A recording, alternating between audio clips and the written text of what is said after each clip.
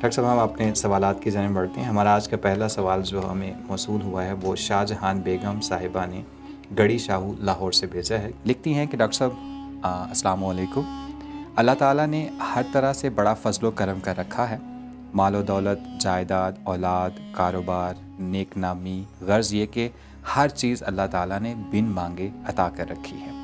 لیکن ایک بات کی سمجھ نہیں آتی کہ جو دعا ہم مانگنا چاہتے ہیں یا جس کی ہمارے دل میں شدید خواہش ہوتی ہے وہ دعا قبول نہیں ہوتی، جبکہ صدقہ و خیرات بھی فراخ دلی سے ادا ہوتا ہے. اللہ کے سامنے گڑ گڑانے سے بھی دعا کی قبولیت نہیں ہوتی جو ہماری دلی تمنا ہوتی ہے. کوئی ایسی دعا بتائیں کہ جس کے پڑھنے سے دلی خواہشات کی دعائیں رد نہ ہوں. نوازش ہوگی. اور یہ اصول اللہ نے کلام مقدس میں بیان کیا، والا ان شکرتم لازیدنکم. ہر نعمت متقاضی ہے شکر کی. بے شک. شکر جو ہے وہ زبان سے بھی ہے، شکر جو ہے وہ دل سے بھی ہے، بے شک. شکر جو ہے اپنے عمل سے بھی ہے. اور صرف اللہ کا شکر ادا نہیں کرنا، اللہ کی مخلوق کا شکر بھی. فرمایا کہ من لم یشکر الناس لم یشکر اللہ. بے شک. تو اللہ کا شکر جو ہے وہ کیا ہے کہ اس کے دین کی تابع داری کی جائے، جن چیزوں کو اس نے حلال کیا انہیں اختیار کیا جائے، جس کو حرام کے اسے بچا جائے. تو اس کے حقوق اور اس کے احکامات کی بجاوری یہ اللہ تعالیٰ کا شکر ہے. نیک اولاد دیے انہیں نیکی ہدایت کی طرف لگائیں، رزق دیا ہے تو اس میں سے زکوٰۃ ادا کریں، عشر ادا کریں، صدقات و خیرات کریں جو دوسروں کے حق ہیں وہ دیے جائیں. عہدہ اور اقتدار دیا ہے تو اس کو انصاف دینے کے لیے، مظلوموں کی داد رسی کے لیے اور حق کا بول بالا کرنے کے لیے.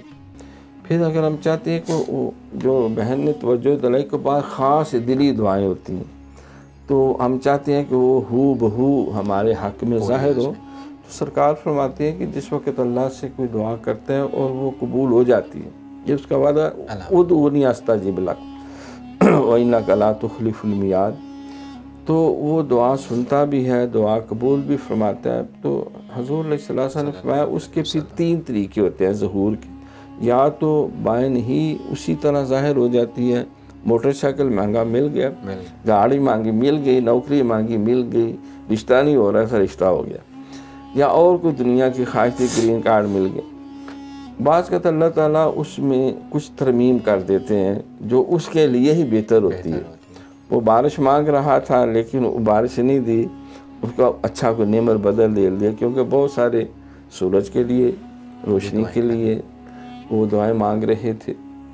تو اللہ تعالیٰ اس کی، کیونکہ جب اللہ سے مانگتے ہیں اللہ کو شاید دیتا ہے تو وہ اس کا یہ نہیں کہ اس کو آسمان سے گرا کے کھجور میں اٹکا دیا جائے، بلکہ اس کو دکھوں مصیبتوں سے باہر نکالنا ہوتا ہے اور ایسی نعمت دینا جس سے اس کی عزت وقار اور اللہ کی بارگاہ مرتبہ بلند ہو. تیسرا سرکار فرماتے ہیں بعض ایسی دعائیں ہوتی ہیں کہ وہ اس کے حق میں دنیا میں ظاہر کرنا اس کے لیے اتنی مفید نہیں ہوتی. اللہ ان کو توش آخرت بنا لیتے ہیں، الدنیا مزرعۃ الآخرہ. اور جب آخرت میں ان کا صلہ ملے گا، اجر و ثواب ملے گا یا ان کا ظہور ہوگا تو بندہ اس وقت یہ خواہش کرے گا کاش دنیا میں میری کوئی دعا قبول ہونے کے بعد ظاہر نہ ہوئی ہوتی. وہ تو میں نے گاڑی مانگی استعمال کر کے ضائع ہو گئی، دولت مانگی خرچ کر کے ختم ہو گئی. تو یہ وہ اجر و ثواب ہے جو ختم نہیں ہونے والا، جو ہمیشہ رہنے والا. تو اس اعتبار سے جو ہے دعا خیر کی مانگتے رہیں، اللہ پہ اعتماد اور بھروسہ بھی رکھیں. لیکن اگر کسی طور وہ ظاہر نہیں ہوئی تو اس پہ اللہ سے کوئی بدگمانی نہ کی جائے. وہ مالک کا خالق جس نے اتنا کچھ دے دیا ہے وہ اور دینے پہ بھی قدرت رکھتا ہے، اس میں کوئی حکمت ہوگی جو اس نے وقتی طور پہ وہ ہمارے لیے ظاہر نہیں. یقیناً اس میں کوئی حکمت ہوگی.